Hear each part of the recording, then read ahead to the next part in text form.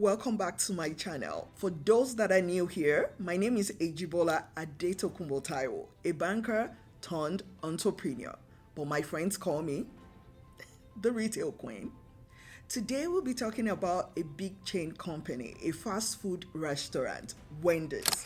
Wendy's is spicing things up with their pricing starting next year. Wendy's will be experimenting with the dynamic pricing, a business strategy that has already taken hold within the ride-sharing companies and ticket seller airlines. What is dynamic pricing? Dynamic pricing strategy charges the same price for the same item throughout the day based on demand. And Wendy's will be starting the implementation as early as next year, 2025, in the US before implementing the same in Canada.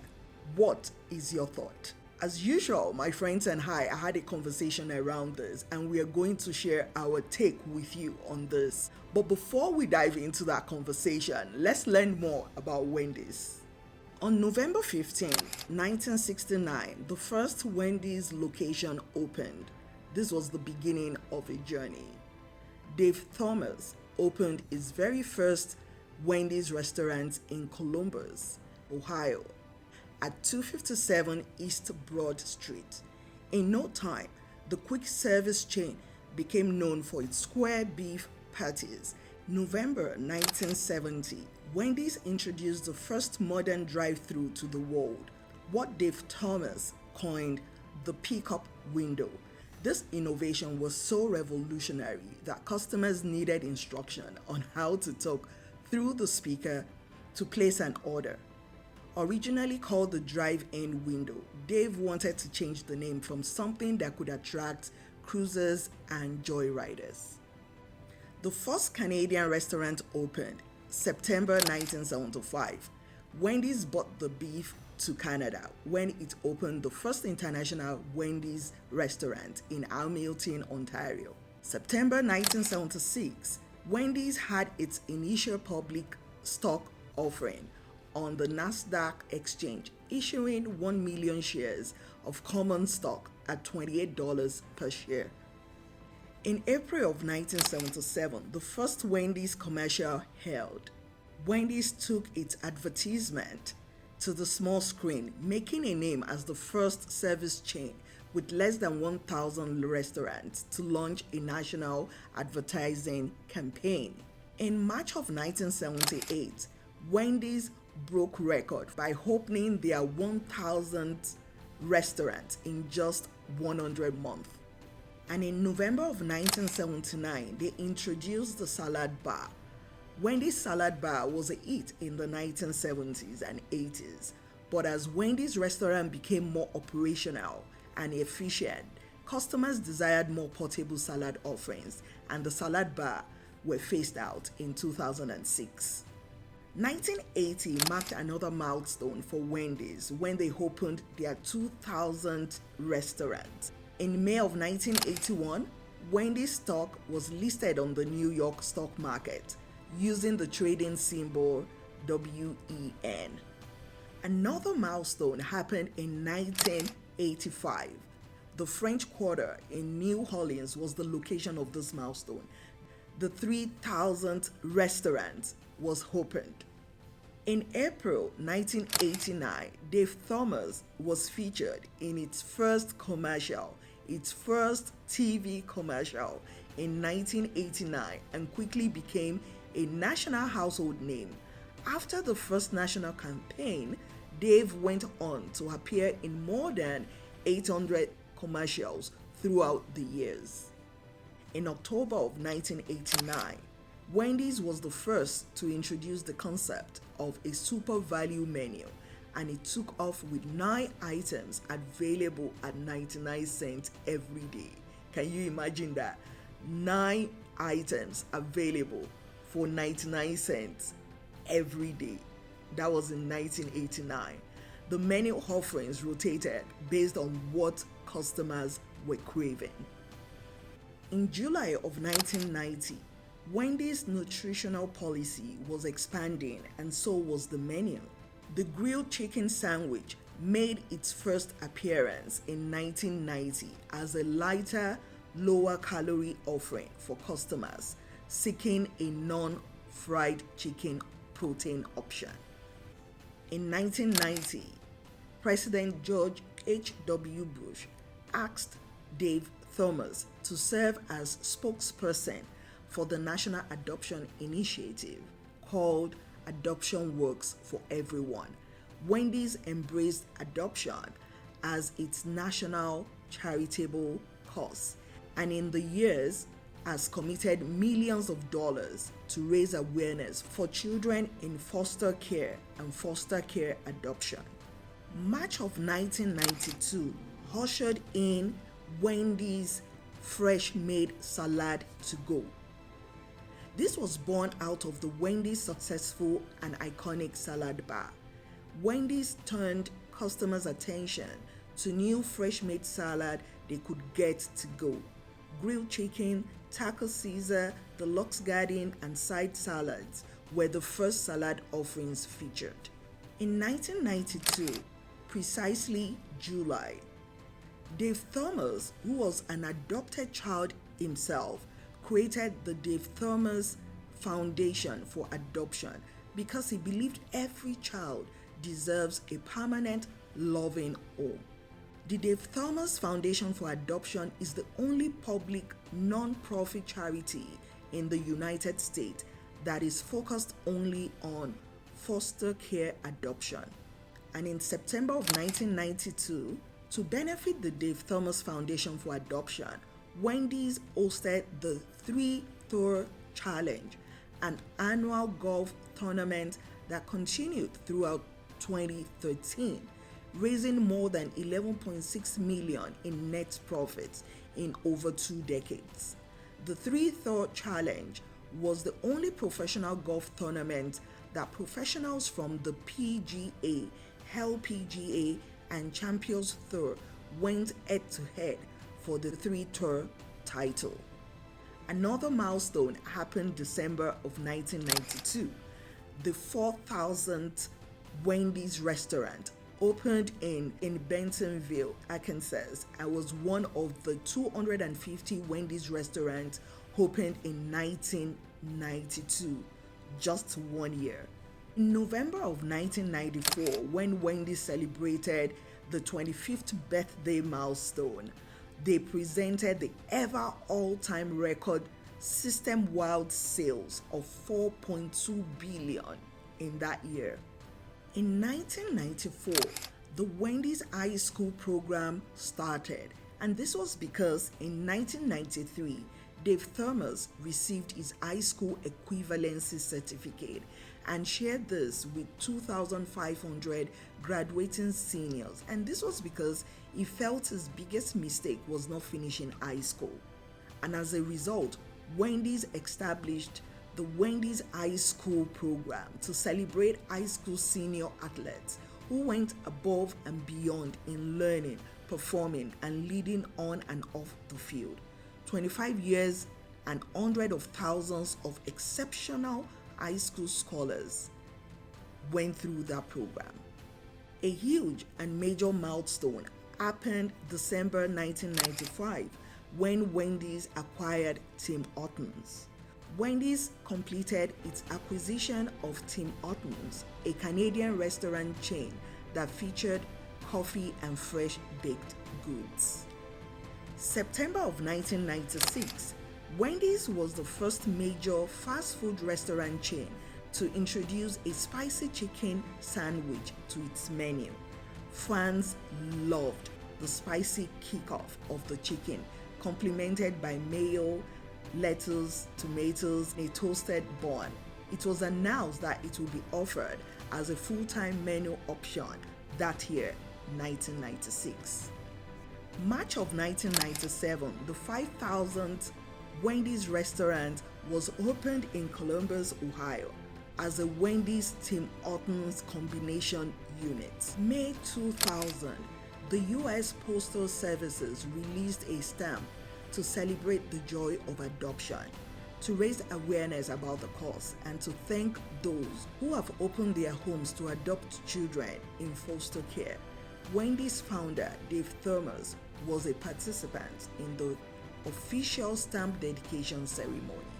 In 2001, Wendy's established an auditing program to monitor, verify, and evaluate proper animal handling amongst their US and Canadian supplier. Their effort was based on extensive research conducted by experts in animal behavioral science.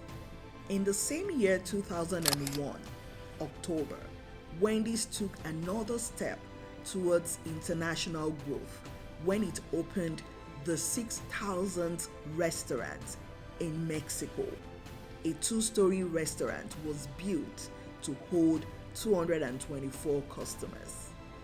January 2002, at the age of 69, Dave Thomas, Wendy's founder, passed away. Dave developed a passion for the quick service restaurant industry at a very young age and devoted so much of his life to growing the Wendy's business and supporting foster care adoption. June 2003, Wendy's opened its Food Innovation Center at its corporate headquarters located in Dublin, Ohio. It was later named the Brolic Innovation Center after former Wendy's president and CEO Emal Brolic. The Innovation Center was built to provide a creative space for cooking ideas to come to life and for customers to participate in research-based taste test panel to support future menu items. In 2004, Wendy's Wonderful Kids, a signature program of the Dave Thomas Foundation for Adoption, was established. This program allows the Dave Thomas Foundation for Adoption to award grants to adoption agencies to hire adoption professionals who will work every day to make unadoptable unacceptable. Since 2004, more than 8,000 children have been placed in loving homes through the Wendy's Wonderful Kids. In July of 2004, Wendy's rolled out the kids-friendly offering for its youngest customers called Wendy's Kids Meal. When it was launched, it was offered for no extra charge. Mom and dad could swipe out French fries for mandarin oranges or grab some milk for their kids instead of a soda. In the later 2000s, Wendy's began to show milk and apple slices as another featured beverage and side pairing for its kids' meal. March 2006, Wendy's completed its initial public offering of Tim Hortons and later completed its spin-off of this Canadian restaurant chain as a separate public company in September of 2006. July 2006, trans fat went out of style in the North American restaurant when Wendy's diverted to a non-hydrogenated cooking oil with 0 grams of trans fat for French fries and breaded chicken. In August 2006, Wendy's upped their game by expanding their iconic chocolate frosty flavor to vanilla. In 2010, Wendy's made giving back even sweeter when it announced that Frosty lovers could buy a Frosty key tag and receive a free Junior Frosty with any purchase for an entire year. Since 2010, the Frosty Key Chain campaign has raised more than $27 million to benefit the Dave Thomas Foundation for Adoption. November 2010, Wendy's introduced its own redesigned classic French fries made from 100% potato and sprinkled with the perfect amount of sea salt. December 2011, the Wendy's company transferred its common stock listing from the New York Stock Exchange to NASDAQ, where it continued to trade today under the trading symbol July 2012 was the launch of the Wendy's mobile app. It was originally designed to provide food nutrition and restaurant location information. The app has since evolved over the years to accommodate convenient mobile ordering, payment, and delivering to meet the demand of today's on-the-go customers. February 2013, as part of the brand transformation, Wendy's upgraded the face of the brand and unveiled a new and contemporary logo to keep up with the rest of its evolving brand image. This was the first major logo change in 30 years. October 2015, the introduction of 4 for $4. Meal deals at Wendy's were changed forever when the 4 for $4 was introduced. A combo meal deal that allowed hungry customers to have a hamburger, 4-piece chicken nugget, small fries, and a small meal, all for only $4. The 4 for $4 later expanded to include a larger variety of value menu options. February 2017, Wendy's introduced the self-order kiosk. The plan was to add easy-to-use self-order kiosk to enhance their customer experience and also to make it convenient to order in their restaurant. December of 2017, Wendy's and DoorDash went into partnership, and the intention of this partnership was to help their customers save from spending time in traffic. DoorDash, a technology company, allows customers to order their favorite local food right to their door. Over the years till date, the Wendy's restaurant continues to break milestones and to do amazing things. The food restaurant expanded to over 7,000 food chain restaurants across North America. Now that we've learned so much about Wendy's, let's go into the conversation. Beginning as early as 2025, Wendy's will roll out the dynamic pricing. What are you willing to pay for a Wendy's cheeseburger? What are you willing to pay for a Wendy's chicken nuggets? Do you think it's good to charge more during lunch hour and dinner time, paying a little more penny just because you are coming to the restaurant during lunch hour and dinner time, and to lower prices when the rush hour is over? I actually feel like the reverse should be the case, because if you have clients that come during lunch hour and dinner time and this is your busy moment, I feel like you should compensate them for patronizing you, for helping to keep your door open. They should be appreciated. Your price should be reduced. Analysts are saying that customers might likely not see the big difference because it's only going to be a difference of a few pennies. Come on, little drops of water makes a mighty ocean. And for a big company like Wendy's, what does those tiny pennies translate to? Wendy's plans to also invest $20 million in launching the digital menu board at all its US company-run restaurants starting early next year. It also plans to invest $10 million over the next 2 years to support digital menu enhancement globally. Honestly, I feel they've done their math. Their analysts will have done the analysis, and those few pennies is going to amount to a huge revenue and sales for the company. And I'm sensing that lots of staff layoffs are coming soon. Honestly, let's be real. Can I also, as an entrepreneur, as a business owner, do that to my customer? Should I increase the prices of my product during back to school, Christmas holiday, Valentine's season, Mother's Day, Father's Day?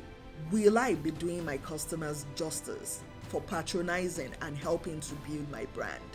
You might argue that the price of an Uber car sharing ride is generally higher than during lower traffic periods. But really, that is understandable given the huge traffic that might occur in the morning when people are rushing to work and after work when people are rushing back home.